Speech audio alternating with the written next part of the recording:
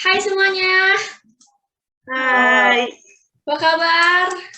Baik? baik. Oke, nah kan lagi bulan puasa nih. Gimana puasanya lancar? Alhamdulillah lancar. Oh, lancar ya. Kalian kalau lagi nunggu waktu buka atau ngabuburit itu biasanya ngapain? Jalan-jalan keluar kah? Atau mungkin di rumah aja kah sambil main game atau apa nih? Banyak sih, salah satunya ya main game. Oh, main game. Nah, gamenya tuh game apa tuh kalau boleh tahu? Rise of Nation. Rise of Nations. Nah, Rise of Nation tuh apa nih? Soalnya kalau dilihat dari judul tuh kayaknya membangun negara gitu ya, membangun pemerintahan atau gimana? Coba boleh dijelasin mungkin? Kalau dari segi genrenya ya, emang Rise of Nation ini itu game yang emang bergenre strategi. Jadi di mana kita itu sebagai orang yang memainkan game dituntut untuk harus bisa memainkan strategi apa yang bisa membuat game ini itu dapat bekerja secara optimal. Dan game ini itu setahu aku ya dirilis oleh Microsoft itu pada tahun 2003.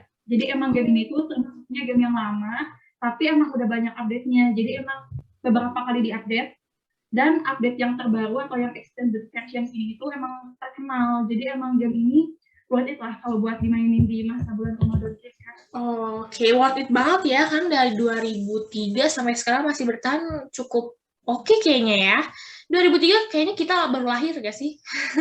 Iya, baru lahir. Kan, baru lahir. Cuman sekarang udah yang tadi yang version extended-nya. Jadi kayaknya oke nih. Nah, kalau misalkan mainnya tuh gimana? Maksudnya teknis mainnya cuman solo kah? Atau 2 orang kah? Atau mungkin kelompok atau gimana?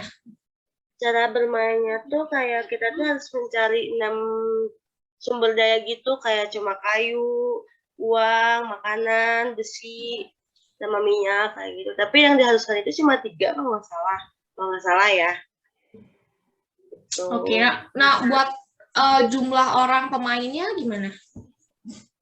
Oh, untuk game itu tuh jadi kita tuh bisa sama kelompok gitu, pengen mabar lah istilahnya mah, atau bisa juga bisa itu. Bisa jadi sih yang kalau misalkan kita punya kelompok nih mau mabar nih game ini gabut, nah bisa juga gitu. Oh, jadi circle gitu ya. Nah, buat kalian sendiri tuh tingkat kesulitan tuh gimana? Mudahkah atau misalnya udahlah sekali main juga kayak udah hafal gitu loh? Atau gimana? Atau mungkin perlu diulik lagi atau gimana? Kalau buat aku pribadi sih, kan aku udah mainin game ini dari aku SMA. Jadi aku sebenarnya udah main game ini dari SMA. Wow. Kalau buat kesulitan gamenya mudah, tapi emang tergantung kita mainnya di mode apa. Jadi kan ada macam-macam tuh modenya. Ada mode easy, mode yang paling susah. Jadi kalau misalkan di mode yang mudah emang kita masih kayak bisa santai lah maininnya, masih bisa santai, ketawa-ketawa sama teman, dan emang buat nyari have fun aja. Tapi kalau emang udah ke level game yang tinggi, kayak kita udah mabar sama teman-teman yang susah, atau emang kita udah istilahnya beradu sumber daya manusia, sumber daya alamnya, kayak gitu-gitu, atau kita udah beradu kekuatan senjatanya, itu emang bisa jadi sulit. Apalagi kalau misalkan kita milih pilihan gamenya ada dari yang mudah apa yang sulit. Kalau kita milih yang sulit, emang itu bisa jadi suatu kesulitan tersendiri sih bagi kita. Cuman emang tergantung kita maininnya emang mau buat have fun aja atau emang buat akademik. Ada kayak gitu-gitunya sih. Jadi game ini juga bisa buat belajar gitu ya?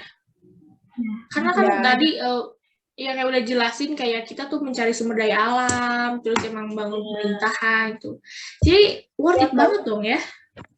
Ya kayak game ini tuh sering dibilang gamenya anak HI gitu. Oh, anak AI banget gitu yang mainnya ya?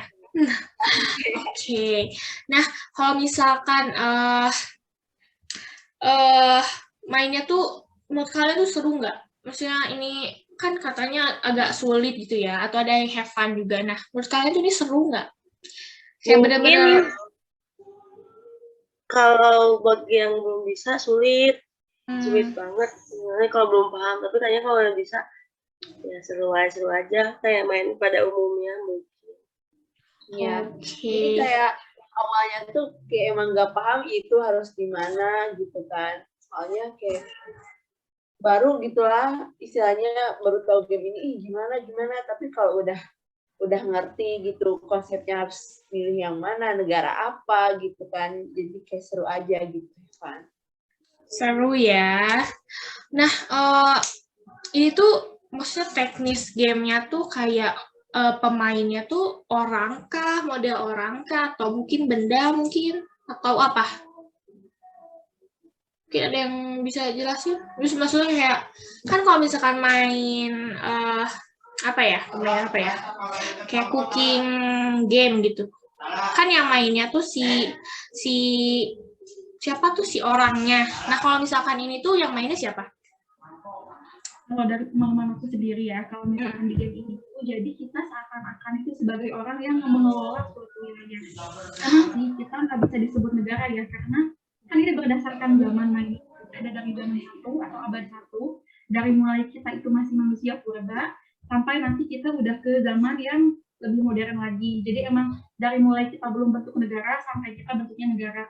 Kalau mungkin di itu ada sang Leviathan. Jadi orang yang dipilih menjadi pemimpin di satu kelompok ada divisi sang Leviathan. Nah, jadi game itu seakan-akan kita menjadi sang Leviathan itu. Jadi seakan-akan kita menjadi orang yang dipilih untuk memimpin wilayah tersebut. Memang kayak gitu. Jadi kayak benar-benar kita ngebangun negara dari nol banget gitu ya. Oh, jadi kita main game itu tapi dapat gitu sisi geopolitiknya tuh ya. Iya, Keren juga ya. Nah, kalau mempertahankan kita gitu. Oke. Yang mempertahankan negara juga dapat ya. Keren juga ya. Mungkin kalau misalkan kayak si permainan ini tuh dimainkannya tuh atas dasar apa? Mungkin kota kah? Dalam bentuk kota kah? Atau gimana? Mungkin pilihan-pilihannya ada apa aja kita bisanya kayak gitu. Kalau negara ya?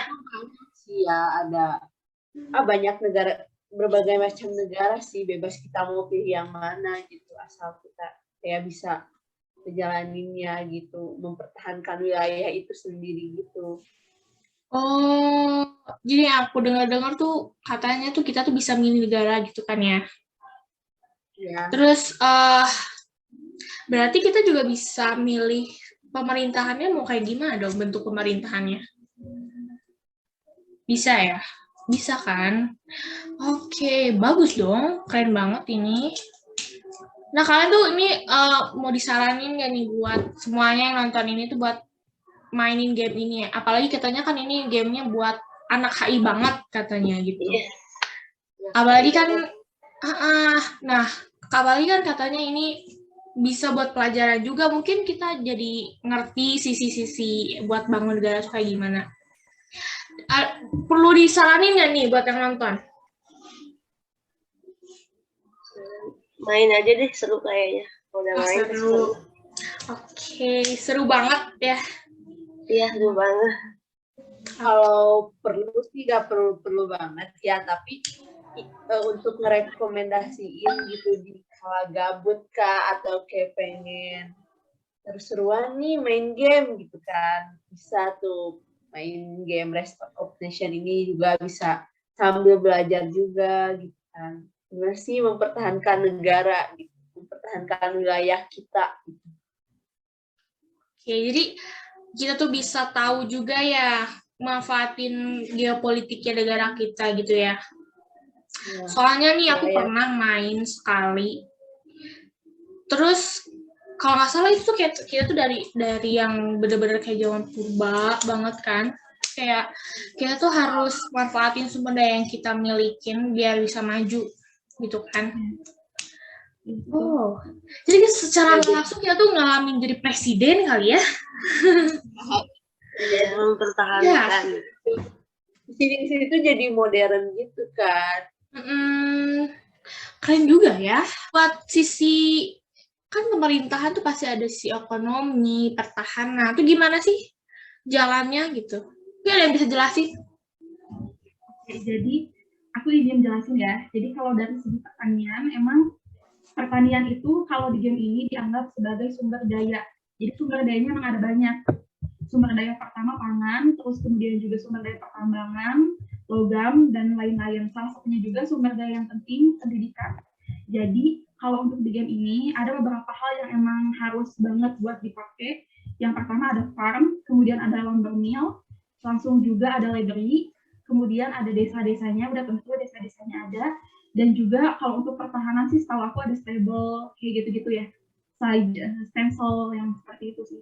Tapi kalau misalkan kita sumber dayanya belum mencukupi, kita nggak akan bisa memulai segi pertahanan. Jadi emang harus meningkatin dulu sumber dayanya, kayak woodcutter camp yang emang buat motong-motong sumber daya kayak hutan, kemudian diolah di lumber mill untuk meningkatkan tingkat royalty-nya. Jadi kalau misalkan tingkat royalty atau kekayaan wilayah itu masih kurang, kita nggak akan bisa ningkatin pertahanan. Kayak contoh, kita nggak akan bisa membuat pelabuhan, nggak akan bisa bikin docks ataupun juga baraks untuk tentara. Jadi emang harus tingkatin dulu sumber daya manusianya atau sumber daya alamnya buat tingkatin sumber daya pertahanannya. Coba kalau untuk yang lain kayak gimana kira-kira? Menurut yang lain gimana? Sama sih, cuman kayak teman aja kalau misalkan di game itu kayak ada banyak pilihan peta gitu. Jadi kayak kita tuh bisa memainkan game itu tuh sesuai dengan keinginan kita sendiri gitu. Misalnya jadi wilayahnya bebas gitu ya? Ya, kita ingin bertarung dengan banyak kapal perang. Jadi kita tuh bisa memilih peta yang banyak pulaunya gitu. Terus kayak misalkan kita juga kalau misalkan kita pengen di wilayah tuh kayak banyak kayak gitu, kita tuh juga bisa milih peta yang tanpa lautan gitu. Terus aku mau nambahin juga dikit. Boleh. Kita juga bisa kayak ini loh, kayak bisa merudal si nuklir itu. Jadi kita bisa saling serang gitu ya? Iya, jadi bisa menghilangkan kota itu juga kita, salah satu kota itu. Oh, jadi bisa ngerebut wilayah gitu ya? Memperluas wilayah gitu-gitu. Wah, keren juga ya. Oke, jadi ini sangat-sangat rekomendasi kali ya, recommended lah buat anak-anak HI atau mungkin yang lainnya juga daripada sekedar main game-game yang gak terlalu. Oke. Ya udah deh, makasih ya udah sesi tanya jawab, sesi podcast ini. Makasih banget buat semuanya, makasih juga udah ngejawab. Sampai ketemu lagi, bye. Bye.